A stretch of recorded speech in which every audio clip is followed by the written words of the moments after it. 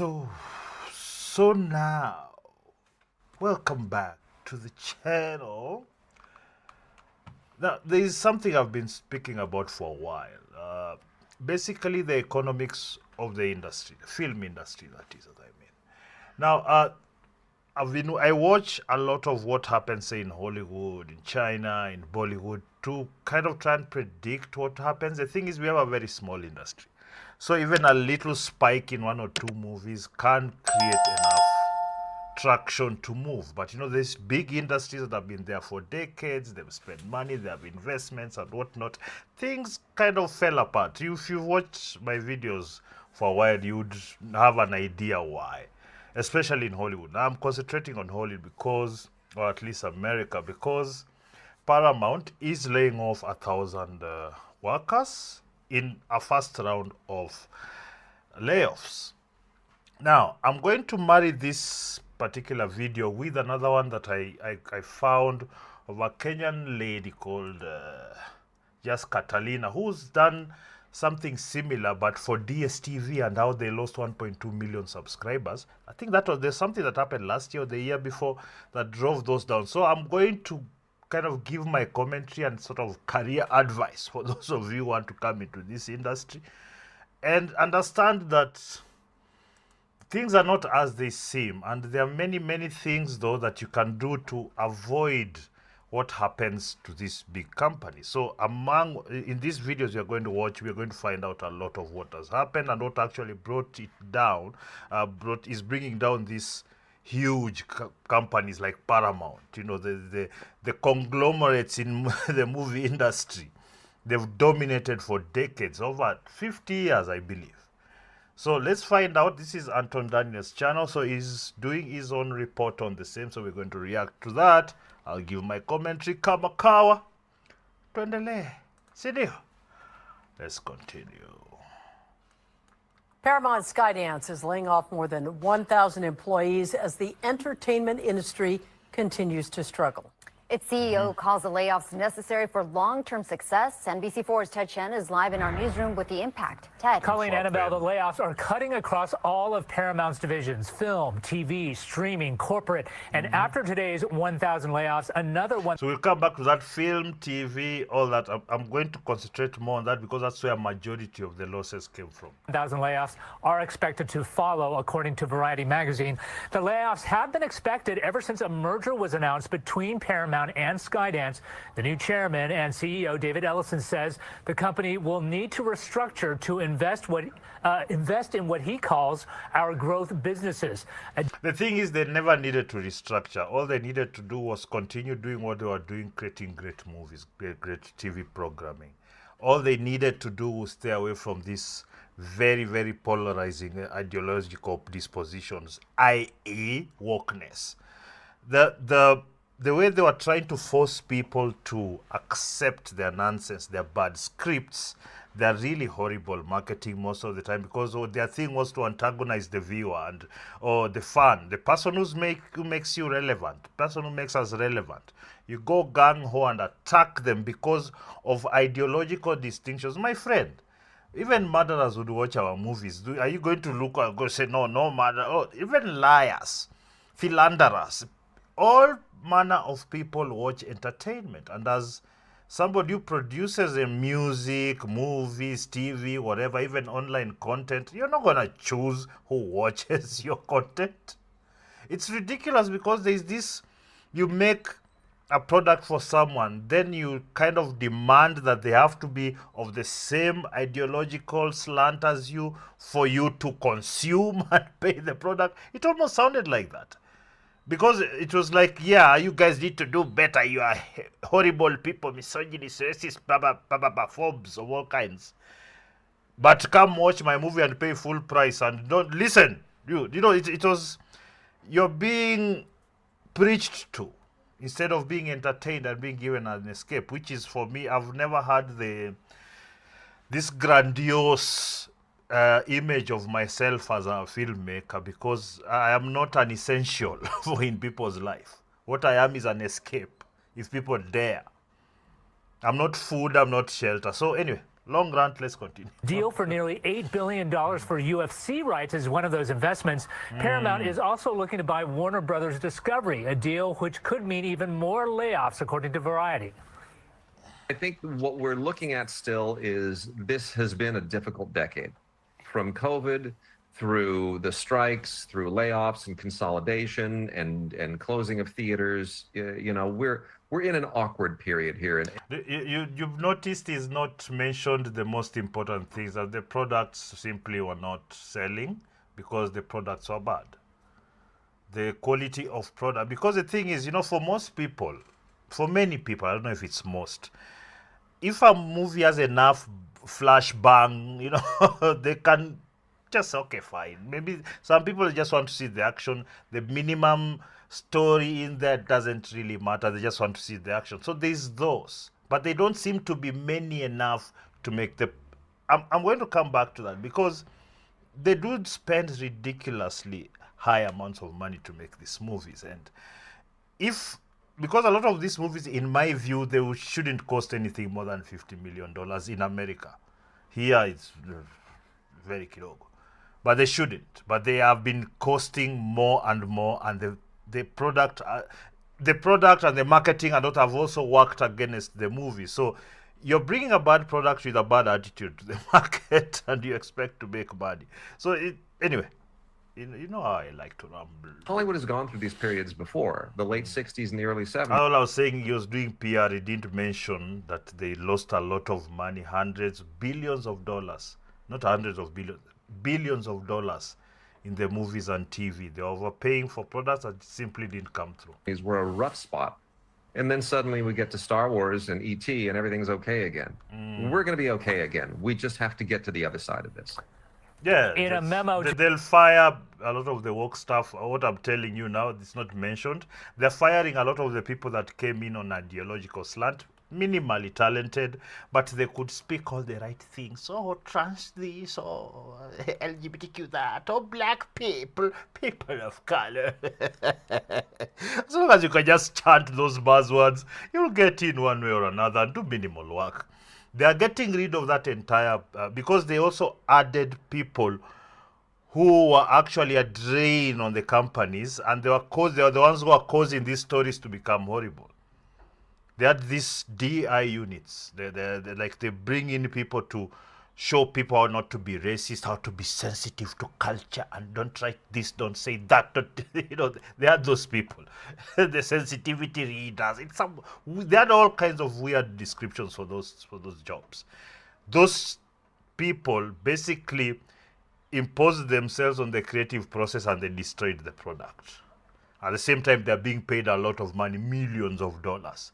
So because it was also like a PR move. Oh, we are with the black people. We are with the gay people. We are with. It was never about the poor people. It was never really about like the orphans. The people who really suffer. Not these stupid things. They would not tell you we are here with the hungry. We are here for. They would not tell you we are doing a story, a great action movie that addresses hunger.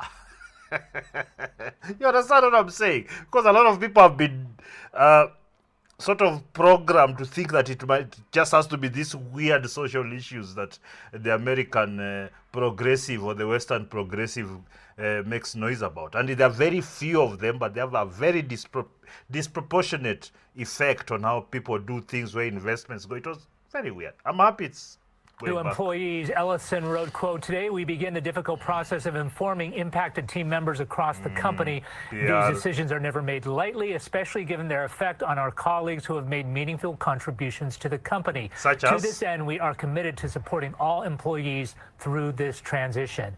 In all, Paramount's workforce will be reduced by 10%. Live in the newsroom, I'm Ted. They started 10%. It's going to be over 50%, and or more, because they need fewer people because of AI and whatnot. I'm telling you, it's coming. They're not gonna. Probably the people that will be most important in this process are the script writers, the real storytellers, the ones who put down the good script. Those technical people, they are a dime a dozen. We are many. We can do technical jobs, cinematography, effects, we can do all those. The thing is, you have to have a solid story to lay that upon, and that's real. I believe those are the people who will be really important. People can tell what a good story is. People can write what a good story is. Those are the people who are going to be more important. Everything else is kind of being technology is kind of just fixing those whatever weaknesses. It's making it easier for indie producers to produce also. So there is a lot that is coming that you have to be ready for. By the way. Chen, Listen. Let me tell you something. I know that they think that they got a silver bullet and that they're gonna get another ET or something like that. But if it's not sports and if it's not some form of a show that's already a built product that they can invest in and that they can integrate, which Paramount, CBS, we know about the CBS layoffs because they can't develop any shows anymore. Netflix has already got the blueprint, right? Disney Plus tried to launch during the pandemic to no affair. They But this is the thing, Anton. Yes, you can get another ET. There are a dime a dozen. You just need to get it. The scripts are there. The thing is that the ideology and the people running the things have to be removed first. Maybe that's what it means. I don't know. But once they're removed, because it's a very easy process to turn around right now because of if they have resources, they have technology, they just need to get the talent. Not the woke people there who are talentless, but just they're screaming misogyny or whatever. They need to get the real talent. You just need one good script, one good director, and you're sorted. Cinematographers, there are many talented cinematographers. There are many talented VFX artists, editors, sound designers.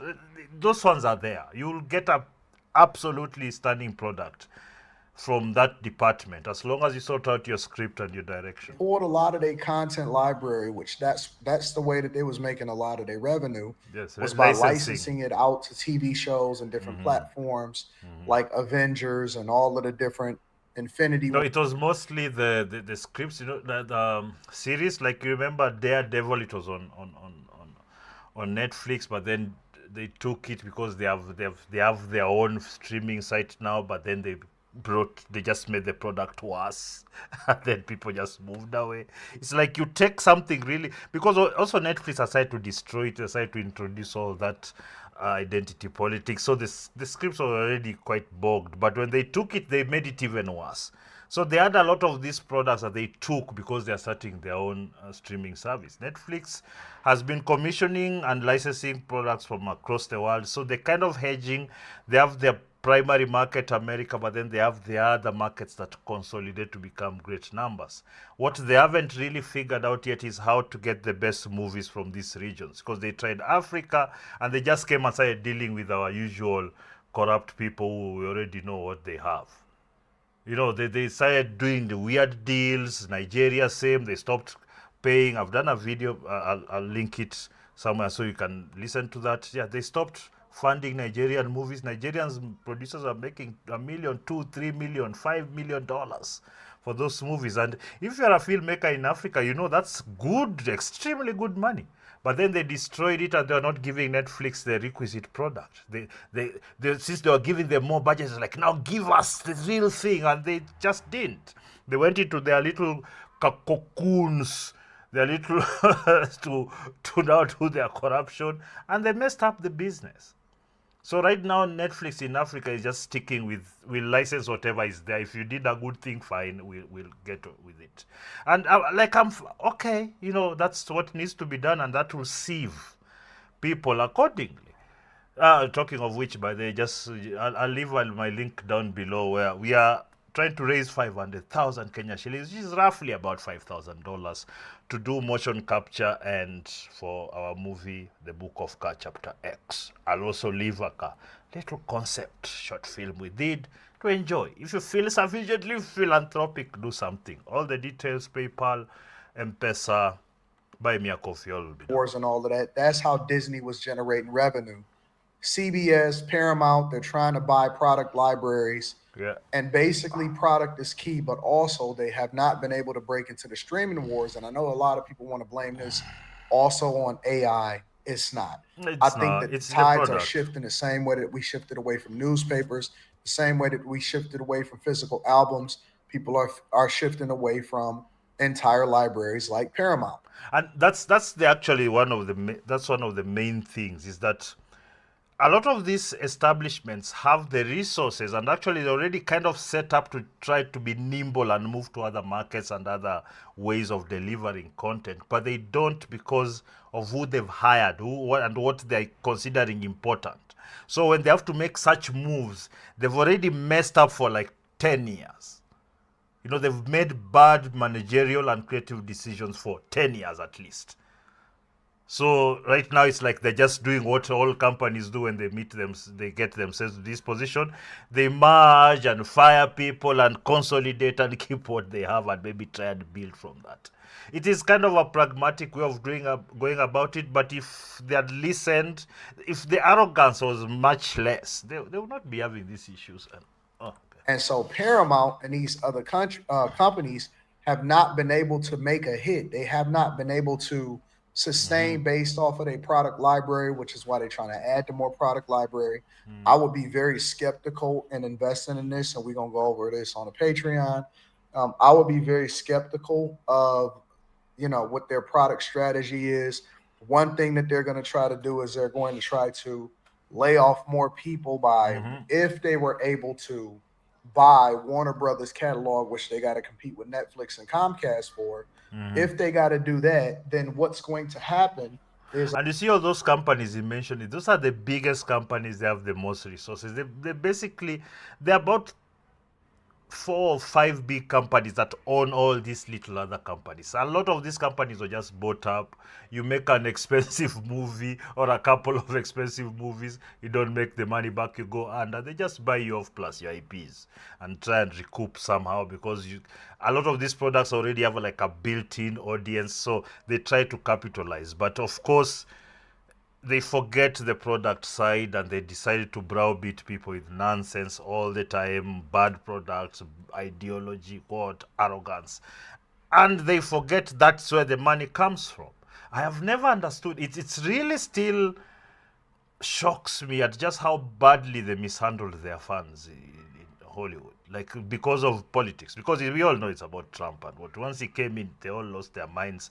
Think they were told to double down on the negative rhetoric on that side, and those people also buy things. Imagine cutting off like more than half your potential fan base and customer base, just because of ideology, the arrogance, because you people are already paying each other so much money. So you have money and you can talk nonsense and do bad movies and still have media talk about you and call you flowery things, or the first shot, pygmy black woman in this, the Hogwarts. It's just, they try to just, it's absolutely horrendous. This is totally earned, by the way. All these things you're saying, you never get to hear the mark underneath that caused it. That's what I'm trying to explore. I think that they're going to lose out because an all cash deal or a Netflix stock deal or something like that is going to be a lot more appealing to Warner Brothers than Paramount. But Paramount is basically a production house at this point, and they can't make any hit shows. Where I see the industry, imagine that you're a production house and everything, and you're spending so much money on producing crap. The thing is, they know exactly why. The ideology and the people that are, because this ideology, you may wonder, it's coming from top down. There are a lot of these huge firms that fund and little businesses and the investment firms and they are creating a lot of this. So they're telling you must have this type of ideology in your company before you get our money. That's where it actually all came from. It's not just only streaming, but for people and companies that have already built the platform that they can license out to, and then they can put those products on things like CBS and things like that. We also know that Netflix is about to get into putting out podcasts, visual podcasts, in addition to the podcasts where people are just live talking. Events, I never really cared for the one where people are just talking. I think that you need to see the person. I've largely believed that for years before it even became popularized. And I think that you're going to have to develop a product and then license it out. I think that that's what's going to happen over at Disney, ESPN. They're holding on to certain people. We see that they continue to cull the ranks. Molly Qerim was recently released. We don't know why. Just somehow, some way, she just recently released Fox Sports. They having problems, but then at the same time, you see That Molly is talking about, she had some scandal in it. She's kind of been getting on with her looks, getting looks and saying she's a woman, black woman. So, but these days they just let you go. They don't say they fired you. They say we are not renewing the contract. Because the thing is, at the end of the day, if you're watching a sports channel, a pair of boobs is not enough. growth of individual podcasts that's also financed by bigger companies like gambling companies, in which Oh, she was also sleeping with the boss, by the way. I would never take any gambling money. But I think that the industry is going to continue to contract. And we've already known that this was going to happen a long time ago.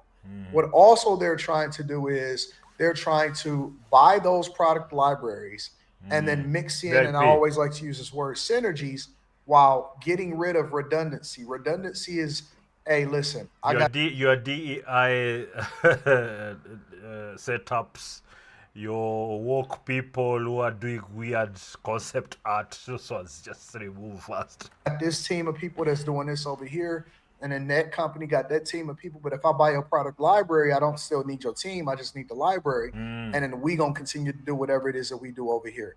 I think that we need an innovative approach, and you need innovative CEOs that can actually bring these companies out of bankruptcy or create a new company or a new wave or a new level of technology that allow for them to continue to survive, and then bring value back to the shareholders. And make no mistake, That's all well and good. They just need to do one simple thing. They have libraries, endless libraries of great stories that they need to produce properly. That's all they need to do.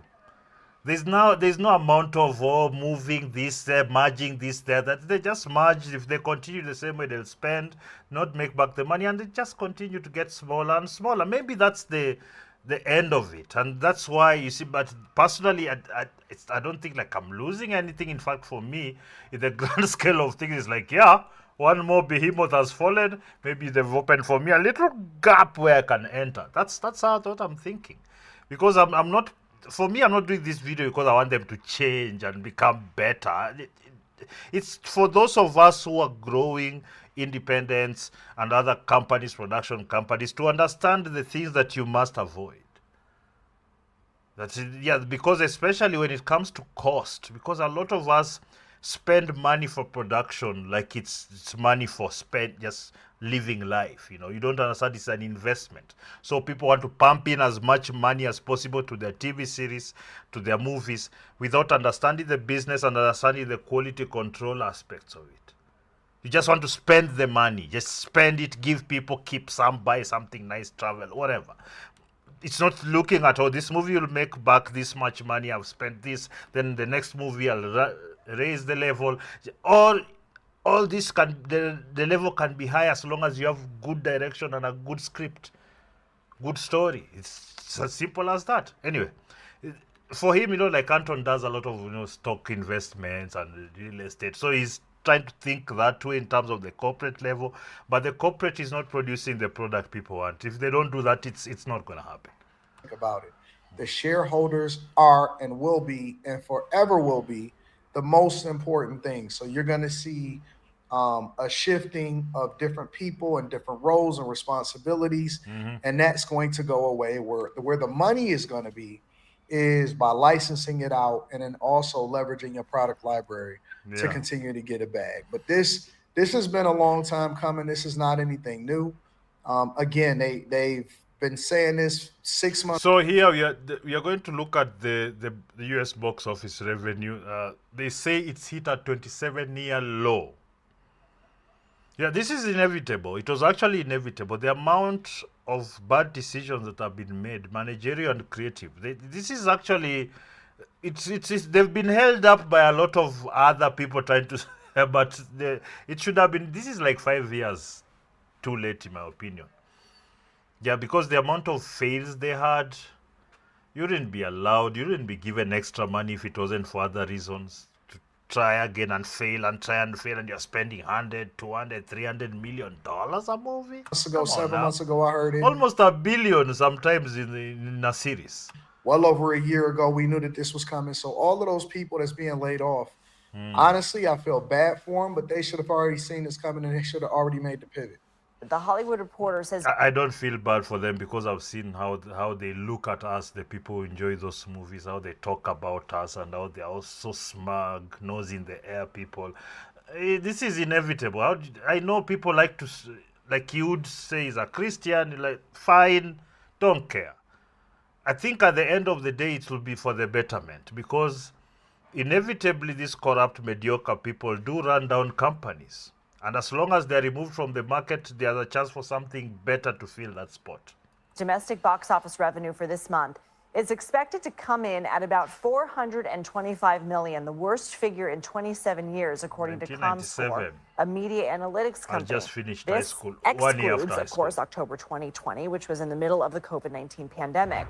The Hollywood Reporter points to several reasons as to why movies underperformed in October, saying it was, year. quote, a perfect storm of not enough product due to the ongoing production delays left. Yep. That's a small issue. Let's continue. I don't even see nothing getting released. I've been going to the movies 2 and 3 times a week just Yeah, they had their labor strikes and what, but yeah. because we got the new channel.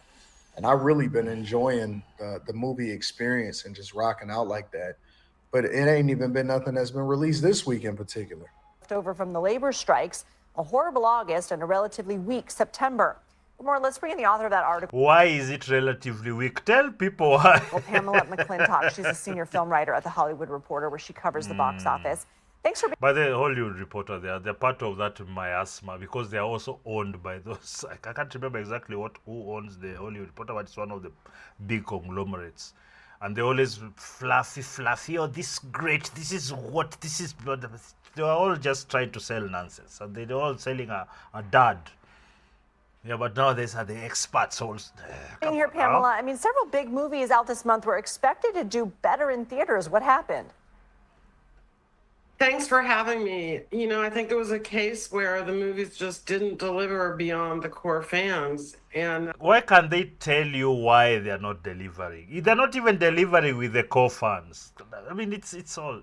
Come on, they're all just covering for this mediocrity. that posed a real problem. I love for Tron.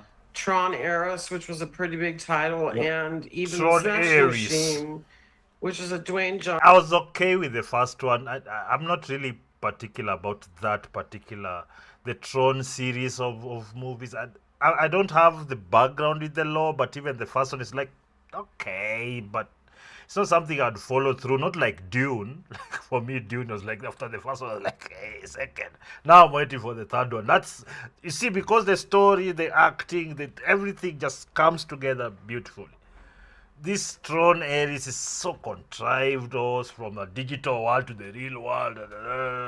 That's a movie that is more serious and dramatic than his normal movies. And they Oh, put $50 Smashing million. Machine. They had a $50 million budget for Smashing Machine made 11 million only. Let's find out what it is.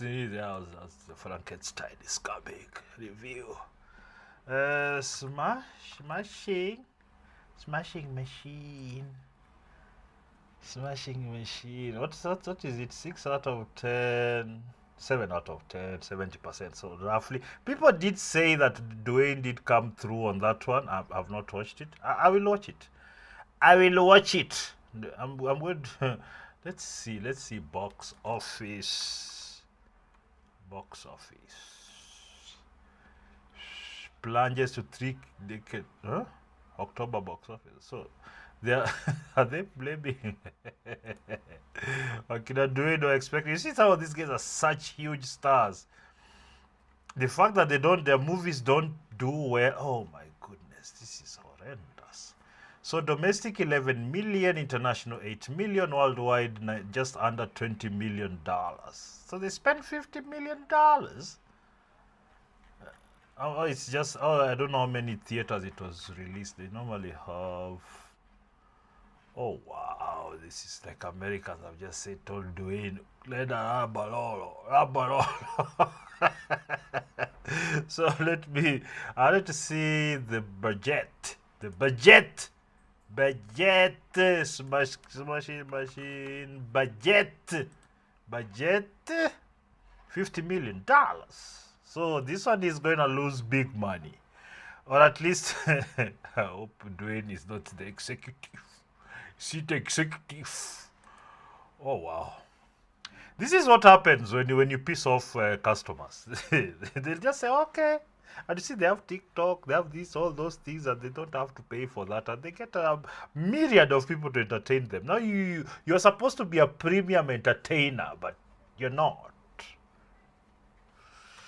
For the Smashing Machine, that severely underperformed. I love Tron.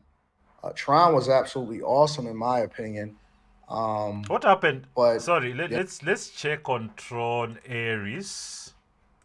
Tron Ares.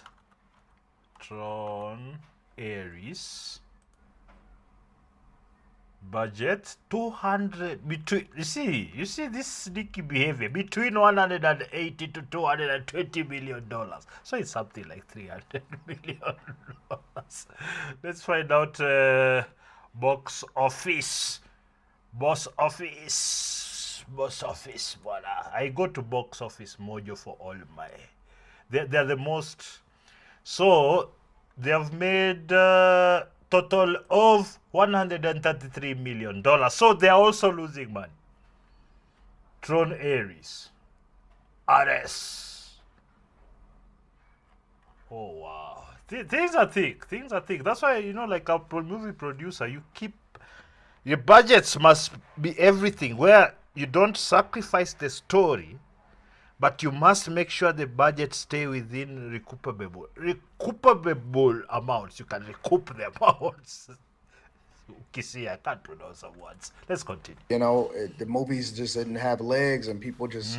I'm assuming that a lot of people maybe just didn't want to go to the show. You got a gajillion videos that's coming out on Amazon Prime, Apple TV. The movie isn't just good enough. That's the main thing. People would go and watch. The people have gone and made movies $1 billion in the last 2-3 years. So all that is people are just trying to run away from the fact that the product has dropped. Netflix, HBO, and they raising prices too. So it's a weird time. It's going to be a lot of changes, and I knew that it wasn't going to be a lot of survivors. Okay, so I'm going to now jump on to just Catalina's video where she goes through the DStv debacle. They lost 1.2 million subscribers, but you're going to find out why, kind of, yes? The TV boss in Kenya, but we have read in the news that they have lost 90%. DStv for the longest time has been the TV boss in Kenya, but we have read in the news that they have lost 90% of their subscribers. DStv was so big, it was the one with the big sports, the drama, the Nollywood, and those late night movie marathons. Today I'll take you from DStv's arrival, the glory years, the prize fights, the streaming. So arrived out of multi-choice. The satellite pay TV that started in 1995. DStv arrived out of multi-choice. The satellite pay TV that started in 1995 and hit Kenya with real force. Multi-choice Kenya later became a joint venture with... It was a very exclusive product when it came out. None of us could afford it. Very few people could.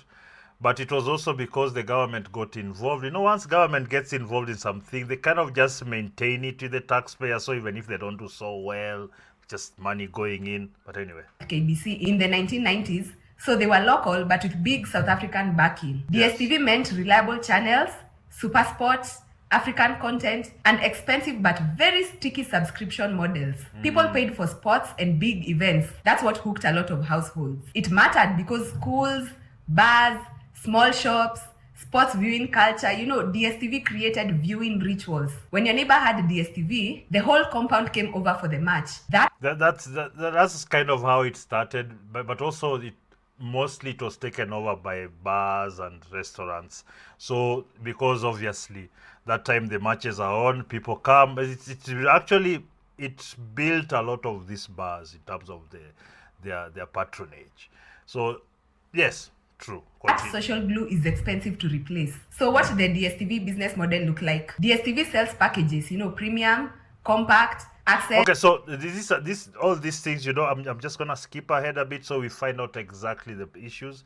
So don't be live or a decoder they top up. MultiChoice makes money from subscriptions, ad revenue, and some extra services, box office, apps, Showmax stream. Licensing for their own products, they can license to other broadcasters or whoever. And the big cost, sports rights and Yes. local content. Buying exclusive football leagues or Champions League costs huge money. MultiChoice pays it so people tune to them. When subscribers fall, those fixed costs keep biting. There was a time DStv was practically the only clean way to watch international sports and premium movies. SuperSport made Saturday afternoons feel like church for many. Maisha Magic and other local channels, they gave Kenyan stories a home. That combo, the international plus local premium, it was powerful. The thing is, they started off kind of well, but then the programming got very stale because they're using the same people, same writers, same what. So it's a lukewarm product that kept on getting colder as it went on because the same people or whatever. They failed tremendously on that. The thing is, if you're going to fill a channel with Nigerian movies, people are not going to pay to watch Nigerian movies. Those are a dime a dozen.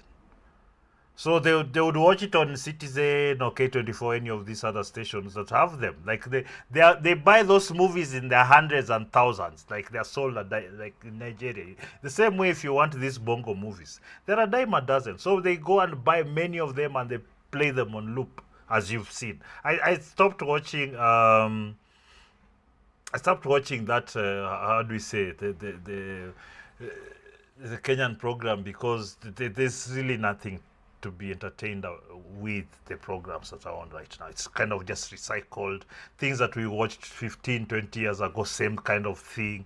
Everybody just trying to do the same things. Equipment and techniques improve, but the stories don't, so it just kind of stagnates. Then you put it behind a paywall where most people can't afford. So it's just a myriad of problems. In this case, what they share with America is that there's a lot of cronyism and a lot of corruption in how these deals are handed out for producing. It's the same thing as with Paramount and what, to just bring in people who agree with you ideologically. Even here, they started slanting it that way because a lot of these people are also getting influences from Maju. So everybody's, I'm woke, but nobody cares. Kenyans want good stories. It doesn't matter how you produce them, but that's what we have been unable to deliver because you are serving up the same stale nonsense year after year. The costs of production have gone higher, but the money paid to the actors, crew, and everyone else has remained stagnant or even fallen. I've talked about this before. Video will be attached. So that all these things, they are always brought down to, why have you diluted the product? Why are you not improving the product? That's where it's all gone to.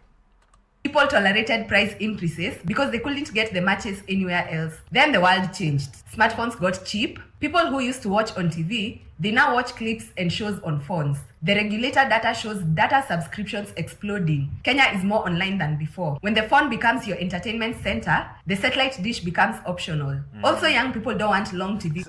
It's right now somebody trying to get your satellite dish on the internet. Contracts. They want on demand, short clips, and social videos. You see, there's always the tendency to try and make these young people want. No. Young people are broke. They have no money. So they consume free or very cheap content. That's the thing. If you look at, say, what Kenya, in terms of like watching Premier League matches, most people pirate. Most people, the vast majority, I would say 90%, pirate the matches. So that it is not because they want short clips. Maybe they do, but mostly it's because they can't afford the product. It's very expensive. And that's the main thing. We need to stop, this battering up of age groups just for them. No, you're not special, Gen Z, you're not. It's like if a good product is a good product, if something is funny, it's funny. It doesn't matter whether you're in what generation. If something is creative, if something is high quality, it's high quality. It doesn't matter which generation. Do you understand? Because even right now, see, a lot of the people producing our program in Kenya are younger people, but it's crap still. Yes, the writers younger, actors younger, still crap. So it's not a generational thing. That shift is structural, not just a seasonal mood swing. MultiChoice raised prices repeatedly across markets, Kenya included. And you see, you're kind of they don't, it's like you understand, they don't really factor in the incomes, whether how the economy is doing. Because for Kenyans, if the economy changes just a bit and supply of money goes down just a bit, it is just the effect is much bigger than, say, in America, where it will take longer. It took guys a long time to piece off enough funds for the economy to go down enough funds for this America to start seeing a dip in profits. Those increases plus rising living costs make subscriptions feel expensive. When fuel and food prices hit households, non-essential bills get cut fast. In many African markets, customers downscaled or cancelled. In some countries, regulators even challenged price hikes. The price story is a big reason why people started leaving. Then DStv also faced the piracy problem and the decoder dodging. There's real piracy, illegal decoders, smart card sharing. That's not major. Signal hijacking. It's not that one of leaks the major. revenue away. MultiChoice has a security arm, a DETO, and it fights piracy. But it's a cat and mouse game. When 1 million households use hacked decoders, it looks like they're not paying, but they're still watching. That hurts top line and the value of exclusive rights. Okay, now the big screaming headlines that DStv lost over 80 to 90% in Kenya. Two things happened together. A real drop in paying viewers, a change in how the Communications Authority of Kenya, CA, measures subscriptions. CA moved to counting active subscriptions, the accounts that generated revenue in the last 90 days, instead of counting everyone who has ever registered or had a decoder sitting in a cupboard. That wipes dormant accounts and promo decoders off the list. That's scumbaggery what they were doing. I'm just coming to that. CA change produced the headline-friendly plunge, which is real in the data slice they chose, but not the whole story. This is an example of the magnitude. News reports showed DStv's active accounts in Kenya dropping from about 1.2 million to around 188,000 by June 2025. Now, let me leave this video here because I don't want to watch the whole video. I'm gonna leave the link to this video below so that you can go finish. But this is the point I wanted to get you guys to, because sometimes companies, a lot of the times companies what they're communicating to the world is very different from what's actually going on. So in this particular case, these people are counting every single person who's ever subscribed to their service. So whether you stopped watching, whether you stopped subscribing or you stopped paying, they just kept the numbers there to inflate it, to look like the product is more popular than it actually is. And that's one of those things that I can't stand, because it's a manipulation tactic, and a negative manipulation tactic to the customer. But in the end, maybe a few get in, then they say, it's not worth it, and they leave. And they made this weird thing, like I was trying to get a package because I wanted to do my watch-alongs for Arsenal games, champions. But I could get like a good package that I could watch like on my PC. They have their own little mobile things, or the big package of 11K, see what. So I was like, not necessary. I won't do the streams, whatever. I'll go watch we have a nice little lounge down here near my home, near the studio here, that we can go watch the game. So it really doesn't. I'll start doing by those, like I go vlog, I sit there vlogging and things, watching the games. 100% I'm doing that. Now, this is the biggest problem. So the thing is that if you look at the economy, most Kenyans can't afford these subscription services. If you look at the programming, a lot of it is not interesting to the viewer, the Kenyan. If you look at the management, a lot of these people are not qualified to run such, because I've met many of them. I know the Visangas they've done in other places, but they're always recycling them. So to add on to that, managerial mediocrity, that's why these companies, they're just hoping, because DStv has been on the market for a long time, they dip in debt, mostly because of the way they fund these things, and mainly because Premier League, they have to hold on to it. If they lose Premier League, that company is coming down hard. They will. I promise you, if DStv lose the Premier League, they will drop another 90% of their subscribers in Kenya. 100%. I'm not even joking. So they have to spend all their money on that, because that's the important thing. And now people are getting alternative ways to spend, to watch those games. And I don't see it stopping. I don't. So they have to find more ingenious ways to be able to keep customers. Me, my favorite way that you could actually have all these people is you have a pay-per-view. So those who can afford an entire season, blah blah blah, watch your DStv per month, whatever, fine. But then if you want to watch a game, you pay your 200 bob or whatever, and you watch on your phone.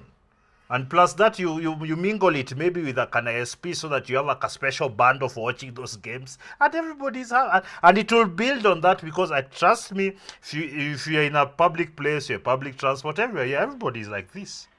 Every person that watches football, EPL being the most popular, doing gambling, what, they'll be like this. They won't mind. They will get over spending the 200 bob. I promise you that. So every weekend, Saturday, Sunday, you have 100, 200,000 people paying their 100, 200 bob. You'll do a business out of it, but they won't do it because it will cannibalize their 11,000 big package. And that's just that. So what do we do? Anyway, for those people that are in the industry, you need to watch this. One of the major things that you must watch your costs, as with any business. Don't get lost, I've got funding. In fact, every time you get funding, make sure that you know the actual cost of things in this industry. It's not what most people say. A lot of people just inflate the prices just to keep the money. They're not doing the business. And when you're producing a movie, think about the customer. Who, how many, for how much. Make sure that your prices can be afforded. Make sure that you at least as many people know that your movie is coming out as possible. These days you just find, oh, there's a trailer. 10 days have passed. Like, what? And it's mainly because these movies are not done for profit. They've already been funded. People have already made their money. So they don't care whether people watch it or not. Because I've never seen more lazier people trying to promote movies. You show it for a day or two and forget about it. How? You're not trying to get your Monday, Tuesday, Wednesday, people coming in the evening promoting, getting your actors to do things to bring people. So maybe you can have a week at least. You see, those are the little nitty-gritties. But in the long run, the people you hire, the talent, that's the most important thing in my view, because those are the people who cut you costs by giving you a great product. Because a good movie, whether you spend a lot of money or little money, a good script will always come through. The story will always be captivating, and people will excuse many things, not sound and story, by the way. I don't know. I think I've ranted enough about this video. What did you think about what I'm talking about today? Is it important to you? This, if you're in the industry, of course, it's important to you, and you realize this is a global phenomenon. So be on the lookout. Create your online presence. Improve your creativity. Make sure you're doing more creative things. Technical execution will come, but think more about how the stories you tell are actually interesting to watch. Don't try to, your main job is to entertain people. Nobody cares about your activism. Let me just tell you this. Nobody cares. Oh, it was a nice movie. They'll tell you that, your friends. But the customers won't pay now, will they? Please subscribe to the channel. Leave a comment down below. It will be all up. A like for the algorithm. Until next time.